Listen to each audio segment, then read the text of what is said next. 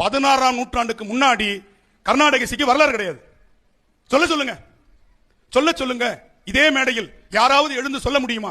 16ஆம் நூற்றாண்டுக்கு முன்னாடி தமிழை போல கர்நாடக இசைக்கு வரலாறு உண்டா? புரந்தரதாசர் தமிழிசையை வைத்துக் கொண்டு கர்நாடக இசையை உருவாக்கினார்.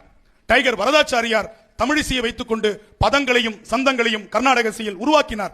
சர்க்குரு தியாகராஜர், முத்துசாமி தீட்சிதர், சியாமா சாஸ்திரிகள் தங்களுடைய மொழியில் தமிழிசையை வைத்துக் கொண்டு பாடல்களை அப்படியே கர்நாடக இசை என்று பாடினார்கள்.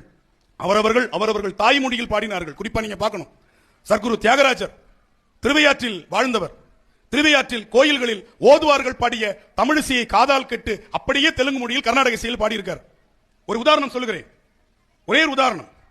வியாழக்குறிஞ்சி என்கின்ற தமிழ் பண், வியாழக்குறிஞ்சி, அந்த குறிஞ்சி நிலத்திற்குரிய பண்.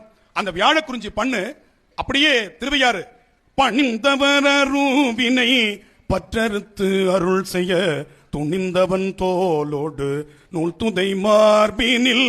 இது திருவையாறு தேவாரம். அந்த ஊரில் சர்க்குரு தியாகராஜர் பாடுகிறார், ஸ்ரீ கணபதே சேவிஞ்சரா பணிந்தவர் அருவினை. இது 7ஆம் நூற்றாண்டு, அது 18ஆம் நூற்றாண்டு. இந்த வேறுபாடு தெரியாம போயிட்டுமே. நீலாம்பரி என்று தாளாட்டி தூங்க வைக்கிறமே, மழை மேகங்களையே தாளாட்டி மழையை பொழிவிக்கின்ற சக்தி தமிழிசைக்கு இருந்திருக்கிறது. அந்த பண்ணுக்கு பேரு மேகராக குறிஞ்சி பேரு. மேகராக குறிஞ்சி என்கின்ற அற்புதமான பண் இன்று நீலாம்பரி என்று கர்நாடக இசையில் மாறிவிட்டது.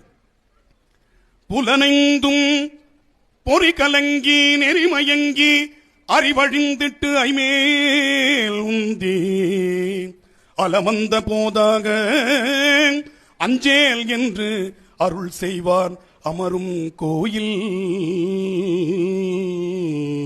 வலம் வந்த மடவார்கள் நடமாட முழவு அதிர மழை மழை மழை என்று அஞ்சி சிலமந்தி அலமந்து மரம் ஏறி முகில் பார்க்கும் திருவையாரே திருவையாரே